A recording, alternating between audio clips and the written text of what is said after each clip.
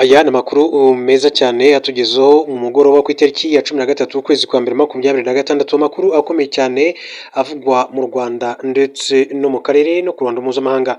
Hanyuma rero mwebwe muri mu Rwanda mbasuhuza mbifuriza umugoroba mwiza, namwe muri mu karere k'ibiyaga bigari namwe mbifuriza kugira ibihe byiza, cyane cyane bari muri Uganda, Repubulika ya Demokarasi ya Kongo, Uburundi n'igihugu cya Tanzania, namwe muri mu Bubiligi, mu Bufaransa, mu Bwongereza, Canada, Leta Zunze Ubumwe za Amerika. Ikaze muri aya amakuru mbazaniye avugwa kuri Ange Ingabire Kagame. Uyu ni umukobwa w'umukuru w'igihugu cy'u Rwanda, Perezida Paul Kagame. Muribuka ko mu minsi mike ishize aherutse kumuvugaho amagambo akomeye cyane, ariko ubwo yavugaga no ku bana be muri rusange, avuga ati abangaba bari mu gisirikare cy'u Rwanda RDF, ati kandi hari n'undi nifuje ko nawe yagombaga kujyamo, ati bose nifuzaga ko bajyamo uko ari batatu, ati bose bakajya mu gisirikare cy'u Rwanda, yaba Ivan Cyomoro Kagame, yaba Ian Kagame, yaba na Brian Kagame. Mbibutsa ko Brian Kagame na Ian Kagame bo bari mu nzego z'umutekano z'igihugu cy'u Rwanda, by'umwihariko mu gisirikare cy'u Rwanda, aho Ian Kagame wamaze no kugera ku ipeti rya captain, mu gihe murumuna we Brian Kagame ari lieutenant cyangwa se second lieutenant. Hanyuma Ange Ingabire Kagame uyu nguyu afite inshingano zikomeye cyane muri presidence ya Repubulika y'u Rwanda cyangwa se mu biro by'umukuru w'igihugu cy'u Rwanda. Amakuru yitwa kuri Ingabire Ange Kagame ndaje nyibagezeho mu kanya gatoya.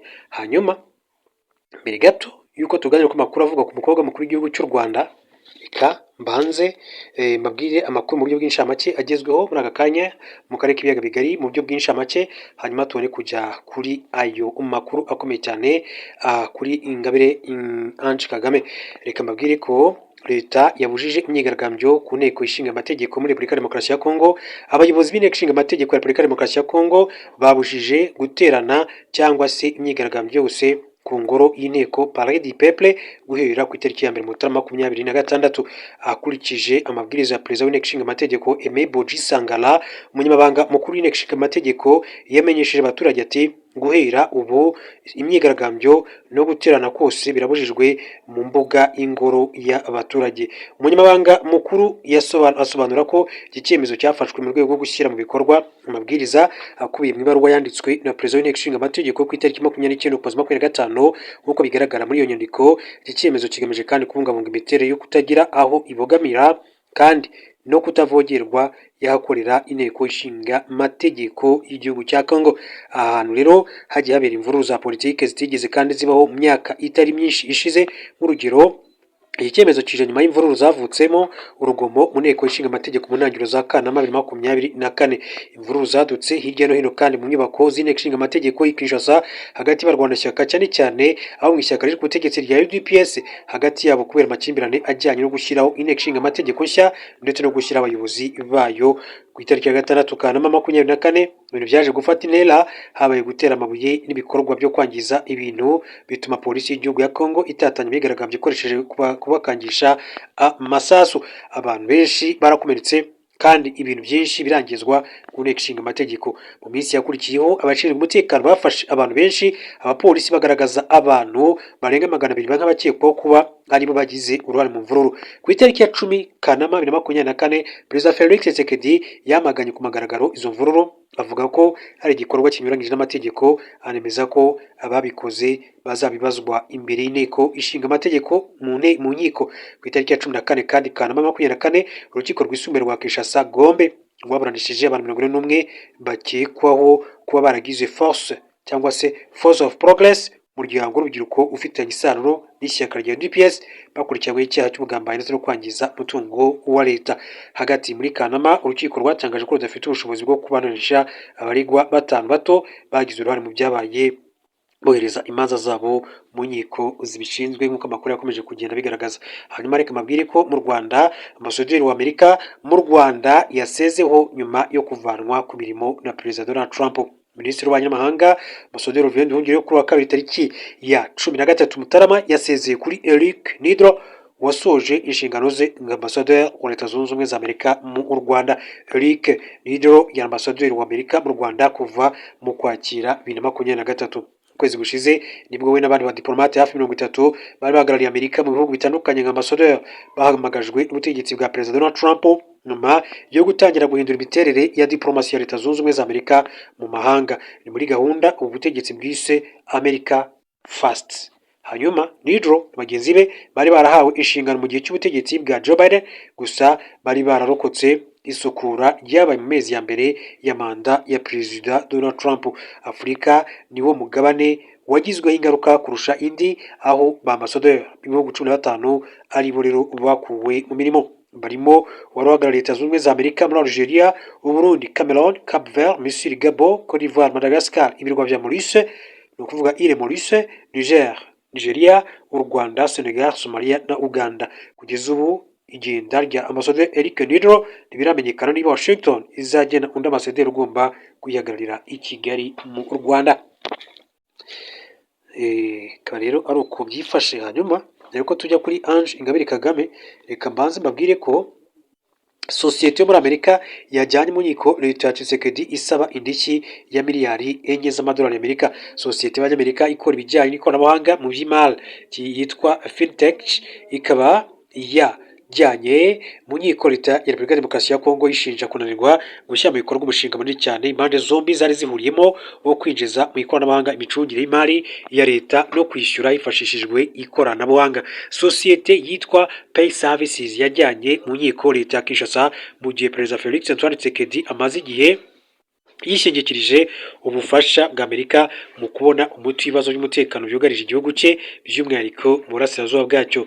Pay Services mu kirego yatanze mu rukiko rwo muri leta ya Idaho yashinje leta ya RDC kutubahiriza amasezerano, gusenya ku bushake uwo mushinga ndetse no kugerageza kandi gutanga ruswa bikozwe n'abayobozi bakuru mu bya politike no mu buyobozi bw'igihugu.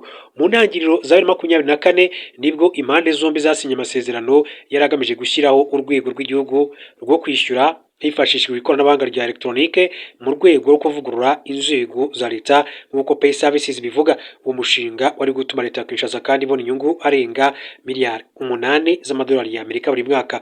Iyo sosiyete iyobowe n'uwitwa Lionel Danberg ivuga ko yashoboye imari yarenga miliyoni 90 z'amadolari y'Amerika nyuma yo gusinya amasezerano atandukanye imikoranire ifata nk'afite agaciro k'amategeko.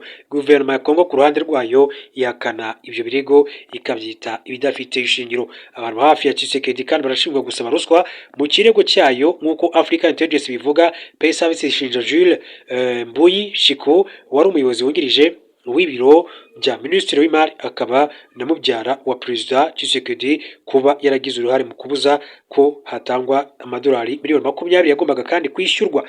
Ivuga ko muri Mata Jiri Mbuyi-Shiku ngo yaba yarasabye muri ako akanya agahabwa ruswa ingana n'10% by'ayo mafaranga, no kuvuga miliyoni 2 z'amadolari y'Amerika kugira ngo ayo mafaranga yishyurwe. Ni icyifuzo ngo cyatanzwe mbona nkubone kandi ngo hari abatanga bamya bo kubyemeza nk'uko bivugwa.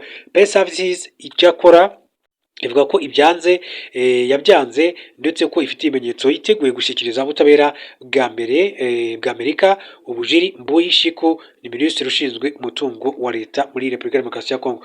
Pay Services ivuga kandi ko yashoye miliyoni 72 z'amadolari y'Amerika mu gushyira ikoranabuhanga ryayo mu kigo cya leta ya RDC cyitwa Caisse Générale d'Épargne du Congo Cadeco. Iyi sosiyete ivuga ko yamenyesheje ambasade ya Leta Zunze Ubumwe za Amerika Kinshasa nayo ikohereza ibarwa ku buyobozi bukuru bw'igihugu ku itariki 22 Gicurasi yemeza ko Pay Services yari ifite ubushake bwiza. Ikaze muri amakuru kuri Ange Ingabire Kagame, umukobwa w'umukuru w'igihugu cy'u Rwanda, akaba rero yaramaze kubaka umuryango, yubakanye na Bertrand Ngiyingoma, akaba rero mu by'ukuri amaze no kwibaruka abana bagera kuri 2. Ingabire Ange Kagame ni ibitekerezo bya Ange Kagame ku ruhare rw'urubyiruko mu guhashya icyorezo cya virusi itera sida. Ange Kagame ubuheta bwa Perezida Paul Kagame asanga urubyiruko rukwiye guhabwa umwanya uhagije mu rugamba rwo kurandura burundu icyorezo cya virusi itera sida. Ishami ry'umuryango w'abibumbye ryita ku buzima rigaragaza ko sida ari indwara iri mu za mbere zihitana abantu benshi cyane ku isi, ariko kubera imbaraga zigenda zishyirwa mu kwirwanya harimo n'imiti igabanya ubukana bwa virusi itera sida ikwirakwizwa bagiye bagabanuka, kuko nko muri 2014 bari miliyoni 1,200,000 bagabanutseho 28% ugereranyije na 2009 ndetse yari 41.4% muri 2005.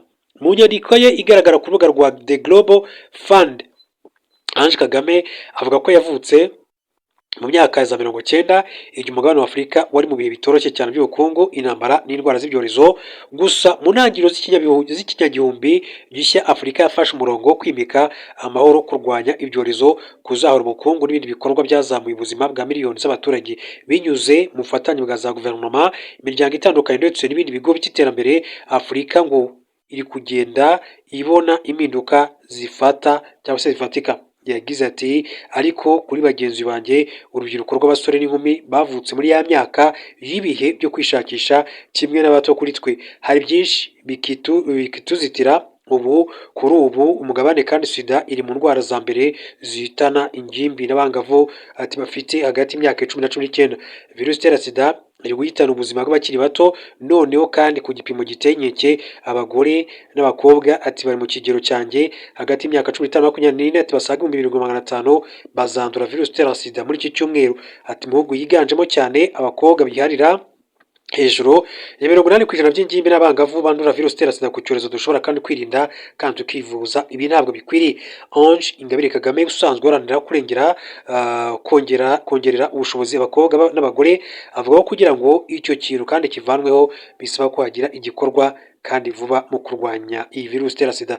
Ati guverinoma n'abafatanyabikorwa mu iterambere bakwiye kandi kudufasha, bitari mu kurwanya virusi itera sida gusa, ahubwo no mu zindi nzego z'iterambere nk'uburezi, amahirwe mu bukungu n'ubuzima, imyororokere nk'abangavu n'abagore kandi bakiri bato bafite ubushobozi. Ntabwo tuzatsinda virusi itera sida gusa, ahubwo tuzanigeza ku buzima buteye imbere kimwe n'abazadukomokaho. Ange Ingabire Kagame avuga ko abakobwa bakwiye kandi gufashwa kuguma mu mashuri bakabona uburezi bwiza kugira ngo bagire ubushobozi bwo guhangana n'ubuzima baba bagomba kandi kunyuramo. Yakomeje agira ati izo gahunda byagaragaye ko zigira uruhare mu kugabanya uko abakobwa bandura virusi itera sida, kandi zikagira uruhare runini cyane mu bagore n'abakobwa aho batuye. Nk'urugero, kuri buri mwaka w'amasomo ibyo umukobwa aba agomba kwinjiza byiyongeraho 10%. Abafite kandi amahirwe yo kuzashyingirwa igihe kigeze, kuzagira umuryango ufite ubuzima bwiza no kuzihitiramo igihe n'impamvu zo kugira umuryango. Iyo abakobwa kandi bafite ubumenyi bihitiramo neza kugira ngo rero ngo abagore n'abakobwa kandi babashe kugera ku ntego zabo bazira ubwandu bwa virusi itera sida. Ange Ingabire Kagame avuga ko guverinoma, imiryango itandukanye n'abafatanyabikorwa kandi mu iterambere bakwiye kugira uburyo buhamye babafashamo. Ati bakwiye gukuraho imbogamizi zose abakobwa bahura nazo kugira ngo uruhare muri politiki kandi bakumva ibyo abakobwa n'abagore bato bakeneye kugira ngo batekane kandi babeho nk'uko babyifuza. Mu gihe ubwandu bwa virusi itera sida bwo hejuru bwaba buri mu bakiri bato ati kandi bari no kwiyongera by'umwihariko muri Afurika, urugamba rwo gutsinda sida ku isi ntirushoboka batabigizemo uruhare. Igihe kirageze ngo urubyiruko kandi rushyirwe ku isonga mu gushaka igisubizo. Ibyo bivuze kurenga mu kugira uruhare mu igenamigambi rya gahunda zihari ndetse no kuzishyira mu bikorwa gusa, ahubwo bakagira n'uruhare no mu gufata ibyemezo. Ange Ingabire Kagame avuga ko uyu munsi urubyiruko rufite ubumenyi, ubushake n'imbaraga mu rugamba rwo kurwanya sida. Urugero ku bikorwa byarwo kuri uyu mugabane bikaba kandi byaragaragarira nko muri Afurika y'Epfo, aho abagore bakiri bato kandi bibumbira muri Rise Clubs bagahanahana ubumenyi kuri virusi itera sida. Muri Kenya aho abagore bakiri bato bari kwihangira amatsinda yo kuzigama hagamijwe kandi gukemura ibibazo by'ubukungu bituma bamwe bishora mu nzira zituma bandura virusi itera sida. Ati mu Rwanda, igihugu kizwiho guha agaciro ihame ry'uburinganire no guteza imbere ibikorwa byo kongera ubushobozi urubyiruko mu nzego zose z'iterambere, porogaramu zifasha urubyiruko n'abagore ziri gutanga umusanzu ukomeye. Yatanze urugero ku bikorwa bihuriweho n'inzego zitandukanye byafashije igihugu kugabanya ubwandu bwa virusi itera sida, yahererekanywaga hagati y'ubumenyi y'umubyeyi n'umwana bukava ku 10% bukagera kuri 1.18% mu myaka 10 ishize. Ange Kagame avuga ko uyu ari umwanya w'urubyiruko kandi rugahaguruka rukunga imbaraga mu za guverinoma zitandukanye n'abandi bafatanyabikorwa mu kurwanya icyorezo cya sida. Umuryango w'abibumbye uheruka kandi kwiha intego ko bitarenze muri 2020 icyo gihe 90% by'abana na virusi itera sida bagomba kuba bazi ko bayifite. 90% bafata imiti igabanya ubukana bwayo, naho 90% kandi byaba ari ku miti igabanya ubukana bakagera ku rwego virusi itera sida itagitembera mu maraso yabo. Ibyo bijyana n'uko muri 2030 kandi sida izaba itakiri ikibazo gihangayikishije isi, nk'uko Ingabire Ange Kagame yakomezaga kugenda abivuga muri rusange. Hanyuma bibutsa ko uyu Ange Ingabire Kagame ubwo umukuru w'igihugu cy'u Rwanda Perezida Paul Kagame yavuze ko yifuzaga ko abana be b'abahungu uko ari batatu bose bajya mu gisirikare, ariko imfura ye Ivan Cyomoro Kagame iramuhakanira imubwira ko yifuza gukora ubucuruzi n'ishoramari, ariko Brian Kagame yabivuze ko aba mu gisirikare cy'u Rwanda, na Kagame aba mu gisirikare cy'u Rwanda gusa. Yavuze no kuri Ingabire Ange Kagame yasubije bavuze ko ashaka kugira umukobwa we perezida wa Repubulika y'u Rwanda. Indi ngingo Perezida Paul Kagame yagarutseho ijyanye n'ibikunze kugarukwaho ku mbuga nkoranyambaga bavuga ko ari gutegura umukobwa we Ange Kagame ngo azabe perezida. Ati ejo bundi nabonye ibintu by'imbuga nkoranyambaga kandi mbona abantu bavuga ko njyewe ntegura umukobwa wanjye ati kuzayobora igihugu, ariko njyewe ati waneguye ninde? Ati mbanze mbabaze njyewe waneguye ndinde? Ntabwo nateguwe na data kandi mbona mbabwira ngo mwageze aho mukansezerera. Yakomeje avuga ko abana be ari abanyarwanda nk'abandi bakwiye kandi kuba mu buzima busanzwe. Ati kuri njyewe umuryango wanjye n'abana banjye ni abanyarwanda nk'abandi, ati bazabaho nk'uko abandi bose babayeho. Perezida wa Repubulika yagaragaje ko adashobora kugira umuntu perezida, ndetse yemeza ko umukobwa bavuga ko ari gutegurirwa kuzaba perezida bishoboka ko yaba atanabishaka. Ati ntabwo nagira umuntu perezida, ati ntibibaho, wenda nawe ntanabishaka, ati ni politiki yaba ikwiye kandi kujya muri puberi gusa. Perezida Paul Kagame na Jeannette Kagame bafitanye abana bane barimo batatu b'abahungu n'umukobwa, n'uyu mukobwa umwe ariwe Ingabire Ange Kagame. Akaba rero ari ibyo ngibyo bikomeza kugenda bivugwa, ngibyo bikomeza kugenda bwa mbere. Ibyo Bikira Mariya yavuze ku gihugu cy'u Rwanda byatangiye gusohora nyuma y'imyaka 44. Mukamazimaka Nathalie uri mu bakobwa batatu bemejwe na Kiliziya Gatolika ko babonekewe na Bikira Mariya i Kibeho, yatangaje ko yabonekewe inshuro nyinshi zitagira umubare, ari wenyine mu buriri n'ahandi, ariko izibarika akaba ari 30 mu myaka 8 yamaze abonekerwa. Yabigarutseho ubwo yizizaga imyaka 44 ishize abonekeye bwa mbere na Bikira Mariya i Kibeho. Amabonekerwa ya mbere yabaye ku itariki ya 12 Mutarama mwaka wa 1982 nk'uko yagiye abitangaza. Kwizihiza imyaka 44 ishize Mukamazimaka Nathalie abonekeye bwa mbere byaranzwe n'amasengesho yarimo n'igitambo cya misa cyaturiwe muri chapelle ya Bikira Mariya i Kibeho, cyayobowe n'umwepiskopi wa diocese ya Gatolika ya Gikongoro ari kumwe na Musenyeri Kizito Bahujimihigo wayoboye diocese ya Kibungo, ubu akaba ari mu kiruhuko cy'izabukuru, ndetse n'abandi bapadiri abihaye Imana n'abarayiki benshi bo mu bihugu bitandukanye. Mukamazimaka Nathalie kuri ubu ufite imyaka 62 yatangiye kubonekerwa yiga mu wa kane w'amashuri yisumbuye, abonekerwa akurikiye Murekatete Alphonsine wabonekeye tariki 28 Ugushyingo mwaka wa 1981, hari haciye umwaka umwe. Nyuma hakurikiraho uwitwa Mukangango Marie Claire wabonekeye tariki ya 2 Werurwe mwaka wa 1982. Bose biganaga mu ishuri ry'Ikibeho ryaje kwitwa ishuri ryisumbuye rya nyina wa Jambo rya Kibeho, yigagamo abakobwa 150 muri iyo myaka. Alphonsine na Nathalie nibo bemewe na Kiliziya nk'ababonekewe bakiri mu buzima ku isi, kuko Mukangango Marie Claire we yaje kwicanwa n'umugabo we muri Jenoside yakorewe Abatutsi. Mukamazimaka Nathalie abwira itangazamakuru ko Bikira Mariya yagiye amwiyereka kenshi, haba ari wenyine mu buriri, ari kumwe n'abanyeshuri bagenzi be ku manywa y'ihangu cyangwa se nijoro, ndetse no mu ruhame rw'abantu benshi. Ati kuva ku itariki ya 12 Mutarama mwaka wa 1981 kugeza tariki ya 3 Ukuboza mwaka wa 1983, Bikira Mariya yambonekeye inshuro zitabarika, kuko yanyiyeretse ndi mu banyeshuri nyiga, yanyeretse kenshi jyenyine mu buriri ndetse no hanze mu mugaragaro inshuro 30 turi kumwe n'abandi bantu mu ruhame. Ati baje kumva ubutumwa bwe. Igihe cyose kandi ngo babonekerwaga na Bikira Mariya yazaga atari mu isura y'umwirabura cyangwa se umuzungu, ahubwo ngo yazaga mu isura y'ubwiza budasanzwe, ni ukuvuga buhebuje. Babonaga ari umukobwa uri mu kigero cy'imyaka iri hagati ya 20 na 30, wambaye ikanzu y'umweru kugera ku birenge, ndetse witeye igishura cy'ubururu kuva ku mutwe kugera ku birenge. Yabonekeraga aturutse iburengerazuba, ahagaze mu kirere muri metero 4. Muri aya mabonekerwa Mukamazimaka Nathalie na bagenzi be beretswe intambara yashushanyaga Jenoside yakorewe Abatutsi mu mwaka wa 1994, ndetse banabwiwe iherezo ry'ubuzima bwabo. Uwabwiwe kuba umubikira yabaye we Murekatete Alphonsine, ubu aba mu Butaliyani. Mukamazimaka yabwiwe ko atazashaka azaguma ikibeho agakomeza gusengera isi. Ibyo nibyo rero akora, kandi ngo ntazava ikibeho hafi yaho yabonekewe atabibwiwe na Bikira Mariya. Mukamazimaka kandi yakomeje avuga ko we na bagenzi be bagiye bahabwa ubutumwa bwinshi cyane burimo kwihatira gusenga nta buryarya, kugira urukundo nyarwo ndetse no gukunda Imana. Nyuma y'imyaka 44 Bikira Mariya kandi atanze ubutumwa ku batuye isi, Mukamazimaka yasabye abayituye bose gukomeza kandi kumva ubutumwa bagenewe kuko nibabukurikiza aribwo isi izakira. Ati turasabwa rero kuba indabo nziza kuko Bikira Mariya yakunze kandi kubitubwira, aho indabo nziza zishushanya abantu beza bafite urukundo kandi rw'ukuri, mu gihe indabo ati zirabye zishushanya abantu b'abagome, aho abantu kandi basabwa guhinduka bagakurikira icyiza. Yakomeje avuga ko ubutumwa bwa Bikira Mariya ari ubw'ibihe byose kandi udasaza, kandi abona bwarageze ku ntego ati butapfuye ubusa.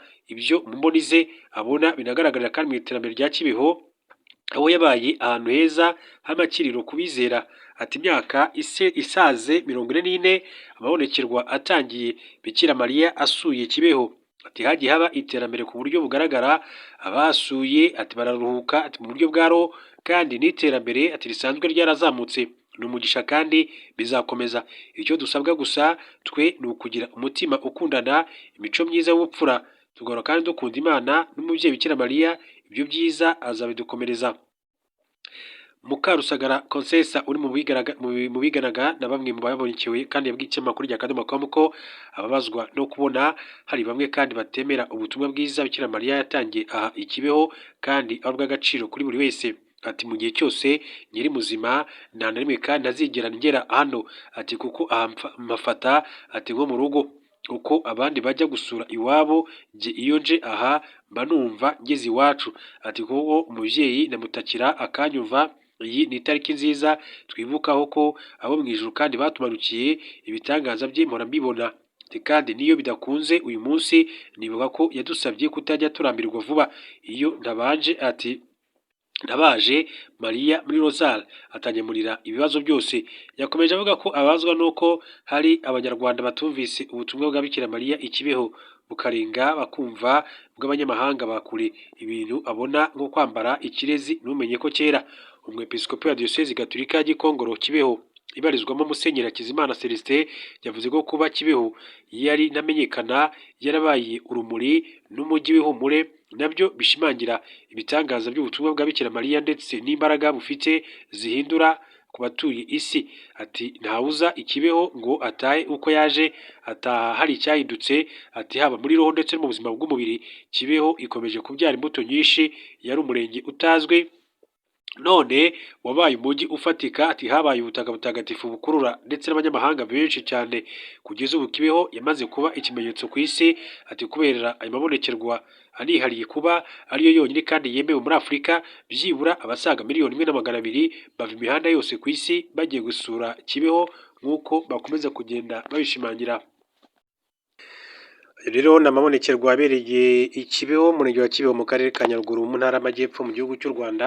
Hanyuma tubaye nk'abahindura ingingo tukaba n'andi makuru atandukanye akomeje kugenda avugwa. Reka mbabwire ko Amerika yashyizeho umusoro wa 25% ibihugu bikorana ubucuruzi na Iran. Perezida wa Amerika Donald Trump yatangaje ko umusoro wa 25% ku bihugu bikorana